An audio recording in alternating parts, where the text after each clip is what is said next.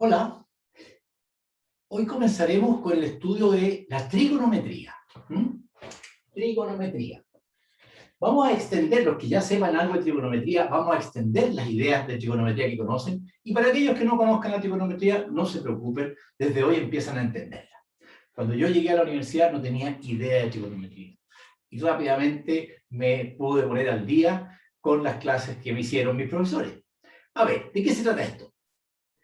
Tenemos un número real, alfa, vamos a llamarle alfa a este número real, ¿ya? Y a este número real le vamos a asociar un punto en la circunferencia unitaria. Ese punto se va a encontrar sobre la circunferencia unitaria. Esta circunferencia tiene radio 1, ¿ya? Tiene radio 1. Vamos a ubicarla a este número alfa, que es un número positivo. Le vamos a asociar un punto acá, este va a ser punto P, que se encuentra exactamente sobre la circunferencia unitaria y genera un arco de largo alfa. Este punto P lo vamos a llamar P sub alfa. Fíjense ustedes de esa manera. Si yo tengo un nuevo ángulo, por ejemplo, alfa prima, que sería el doble de alfa, entonces acá tendría que moverme y tendría un punto, probablemente por aquí, que se llama P sub alfa prima. De esa manera, acá tengo los ángulos, que son números reales, y por otro lado tengo los ángulos acá, que también son números reales. ¿Se fijan? Y le asocio a cada número alfa, a cada número real, le asocio un punto en el plano. Ustedes se dan cuenta de que si este número alfa es muy grande, digamos que vale... ¿cuánto vale el largo de todo el círculo? Es decir, el perímetro del círculo vale... ¿Cuánto vale? 2pi r, ¿no es cierto? Pero r es 1, así que el largo completo vale 2pi. Imagínense ustedes que aquí está 2pi, y que el ángulo que estoy considerando, lo vamos a llamar beta, es un poco más largo que 2pi. Entonces, ¿qué ángulo será? Dará origen a este ángulo que da toda una vuelta acá en el sentido contrario a las manillas del reloj, y aquí llega, y este va a ser el punto P sub beta. ¿Se entiende? Interesante. Tenemos una función que va de R en el círculo unitario. ¿Qué pasa con los números negativos? Simplemente se van hacia el otro lado. Es decir, los números negativos están acá, digamos que este sea menos alfa, el ángulo menos alfa da origen a un punto que yo encuentro partiendo siempre desde aquí, pero ahora en el sentido horario, es decir, al revés. Y entonces este será el punto P sub menos alfa. De esta manera tengo una función que a cada número real le asocia un punto en el círculo unitario. ¿Qué tipo de función es? Es una función sobreyectiva, pero, ¿qué me pueden decir ustedes? ¿Es inyectiva? No es inyectiva. Claramente no es inyectiva, porque P sub alfa es exactamente igual a P sub alfa más pi, que se da una vuelta completa. Es igual a P sub alfa más pi. Perdón, más 2pi. Me equivoqué, más 2pi, más una vuelta completa. Y en realidad va a ser igual a P sub alfa más 2 veces pi multiplicado por k. Y en que el k es cualquier número entero. Pertenece a z. Claro, porque si este es alfa, entonces yo puedo producir alfa más pi. O alfa más 2pi. O alfa menos pi. ¿Se fijan? En todos los casos obtengo exactamente el mismo punto. De modo que esta función no es inyectiva, pero ¿qué es lo que es? Es periódica. Así es. Periódica de período. ¿Cuánto es el período? ¿Cada cuánto se repite el punto P? Cada 2pi. O sea que es periódica de período 2pi. Ahora, en términos un poco más técnicos, los ángulos se miden, para estudiar cálculo en matemática, se miden en radianes, ¿ya? Los ángulos se miden en radianes. Por supuesto que entre los radianes y los grados hay una relación, naturalmente, ¿no es cierto? ¿Cuánto sería? ¿A qué le correspondería 2pi? Le debe corresponder a 360 grados. Claro que sí. Estos son los radianes, ¿no es cierto? A pi radianes le corresponde 180 grados. Y así yo puedo ir sacando proporcionalmente cualquier ángulo. A pi medios radianes, ¿cuánto le corresponde? Le corresponde 90 grados, ¿no es cierto? Y así sucesivamente. Muy bien, estos son los ángulos. Son números reales que se pueden ver sobre el círculo unitario.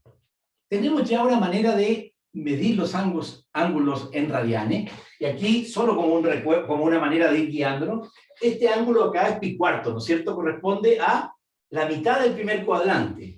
Es pi medios, ¿se fijan? Este es 3 pi cuarto, un poquito más largo. Este es pi, corresponde a 180 grados, ¿no es cierto? Este es 3 pi medios, corresponde a 270 grados, ¿ya? Y finalmente, menos pi medios, que corresponde a menos 90.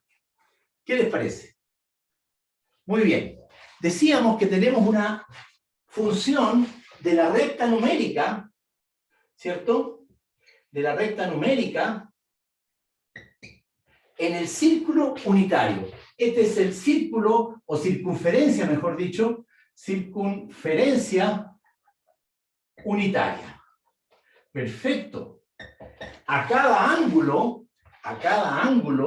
o mejor dicho, a cada número real, le vamos a asociar un punto en el círculo unitario que corresponde al punto que se obtiene con un arco de circunferencia igual a alfa.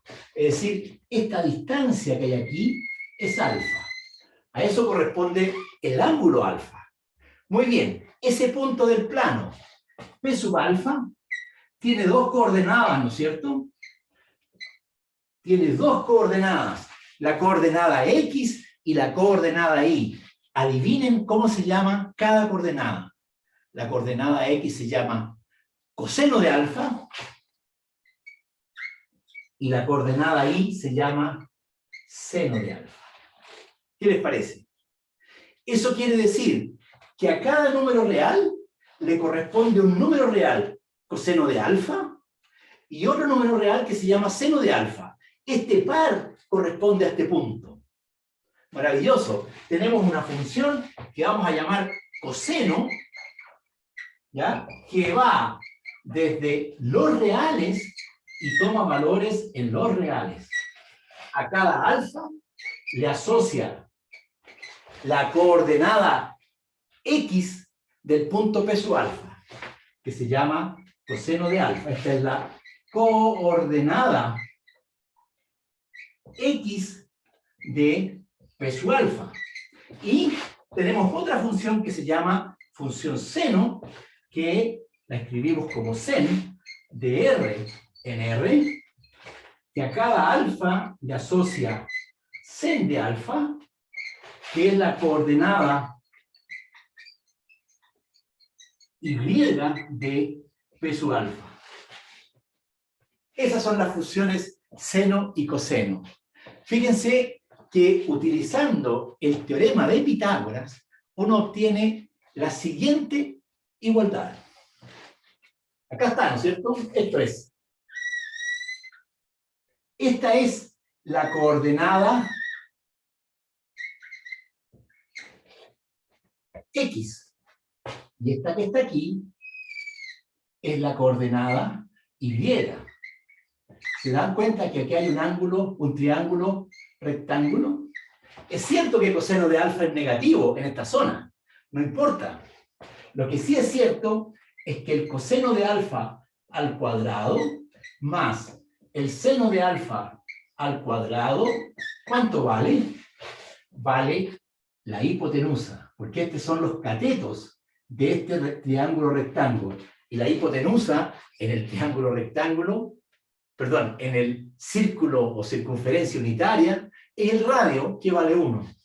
Y obtenemos esta identidad que tal vez algunos de ustedes reconozcan. El coseno al cuadrado de alfa más el seno al cuadrado de alfa vale 1. Fíjense lo que dije.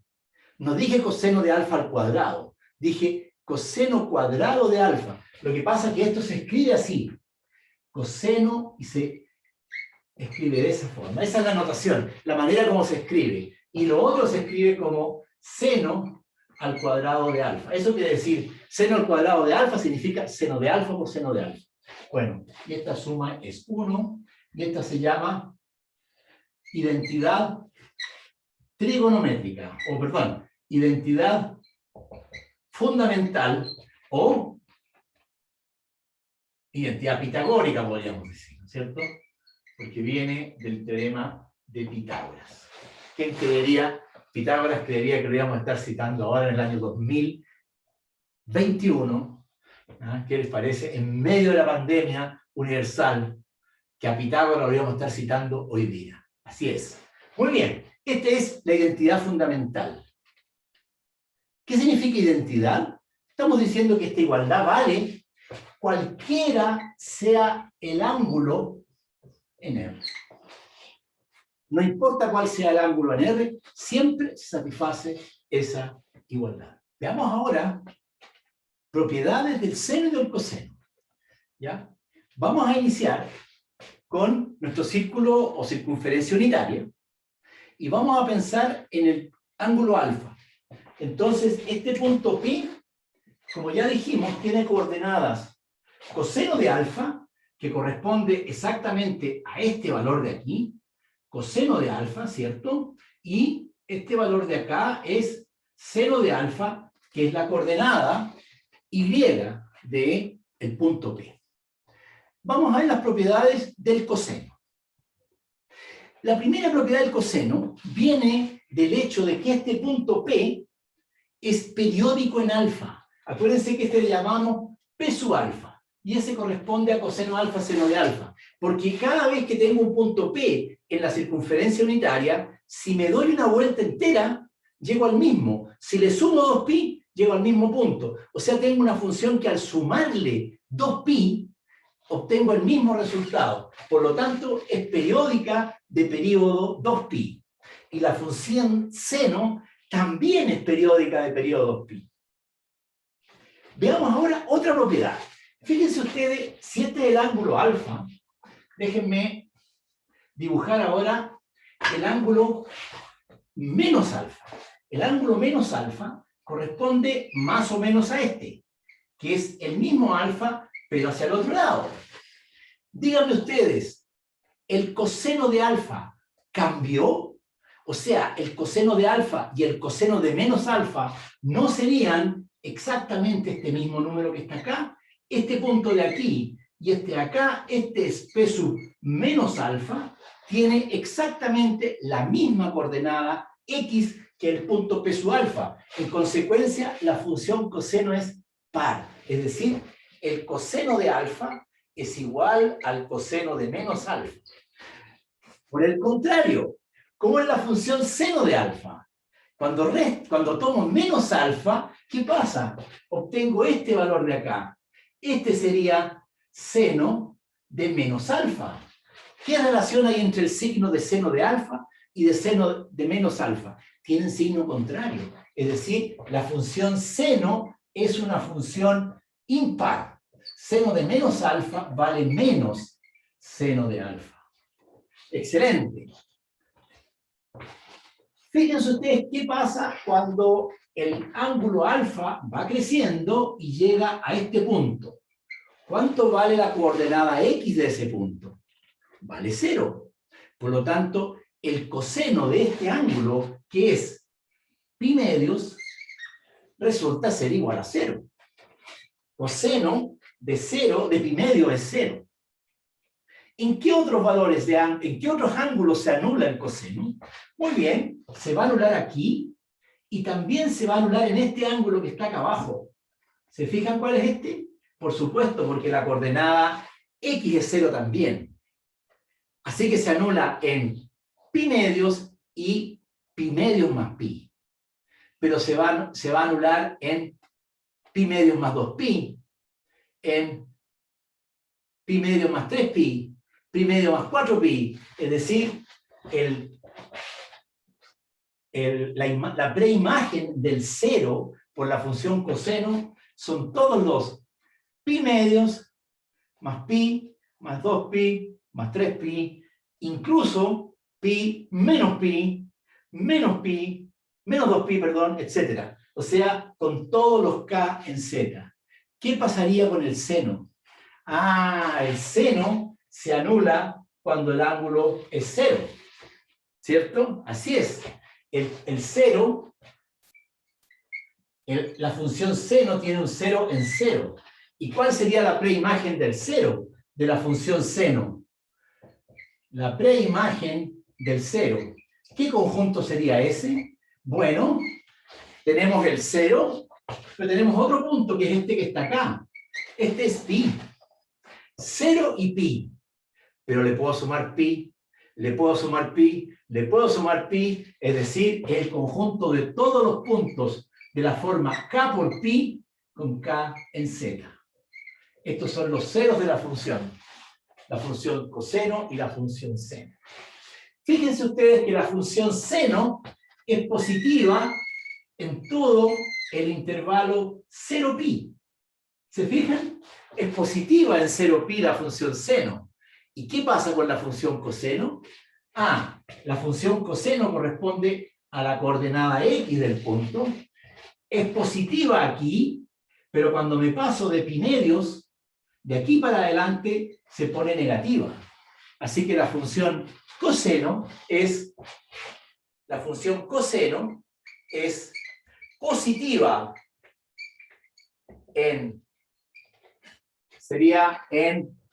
incluyendo el 0, pero sin incluir pi medios, ¿cierto? Y es negativa en el intervalo pi medios pi. Estoy mirando solamente ese intervalo por el momento. ¿Qué podemos decir de la función coseno? ¿Crece o decrece? ¿Cuánto vale aquí la función coseno? 1. ¿Qué va pasando a medida que el ángulo crece? A medida que el ángulo crece, la coordenada x se achica. ¿Se fijan? Aquí es 1, después es más pequeña, aquí llega a 0. ¿Y qué pasa cuando pasa por ángulos sobre pi medios? Se pone negativa hasta llegar a menos 1. La función coseno es una función decreciente en 0pi. Decrece en 0pi. ¿Y qué le pasa a la función seno? Fíjense que la función seno, la coordenada y va creciendo hasta acá, de 0 hasta pi medios, y después va decreciendo nuevamente. O sea, la función seno crece en 0 pi medios y decrece en pi medios pi. Con esto podríamos intentar graficar estas dos funciones. Partamos de la función coseno.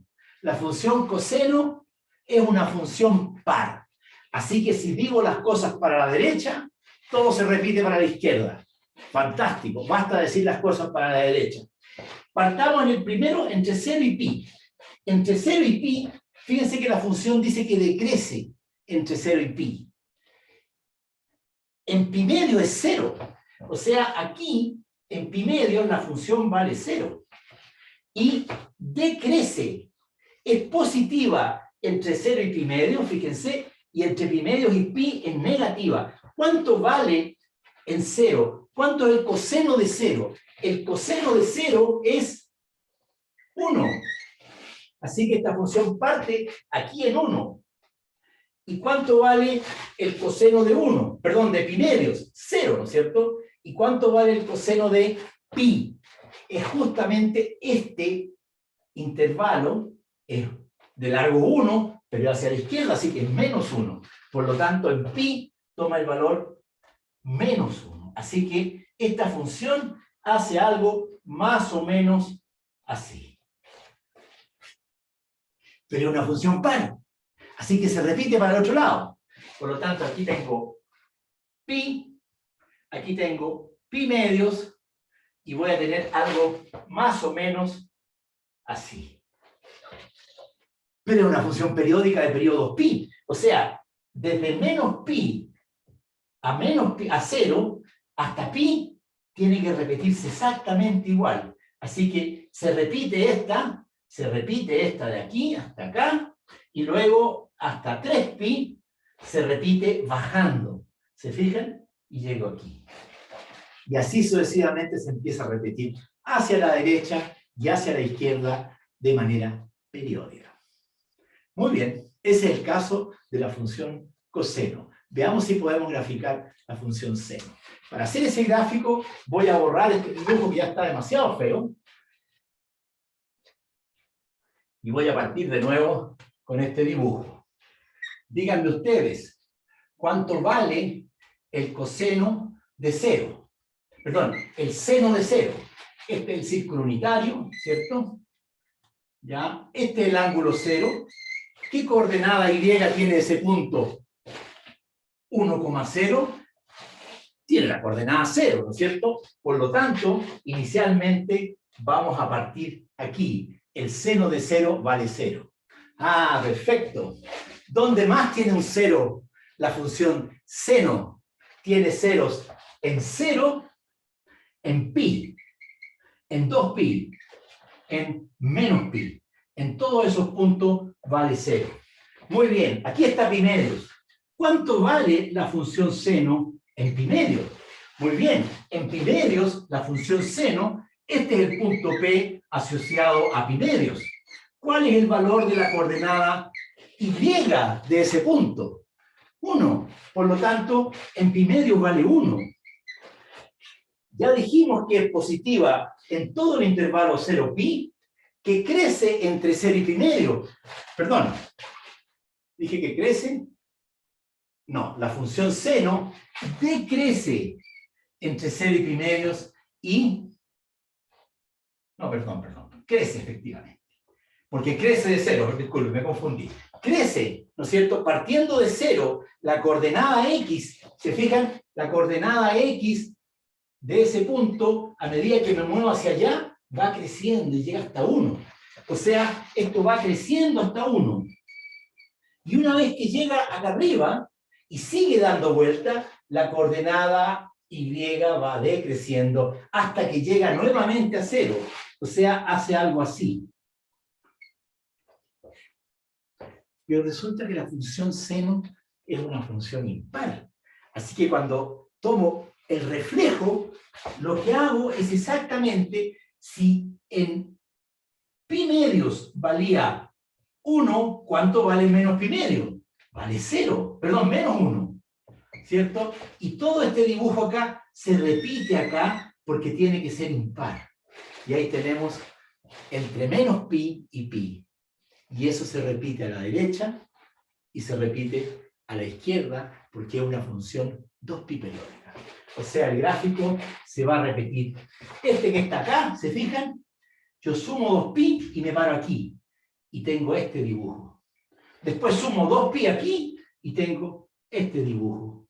Y se me empieza a repetir, aquí sería 3pi, se empieza a repetir hacia la derecha y hacia la izquierda, y ahí tienen ustedes el gráfico de coseno y el gráfico de la función seno. Noten ustedes que el gráfico de la función coseno y la función seno están simplemente corridos en pi medio. Muy bien. Seguimos en el próximo video.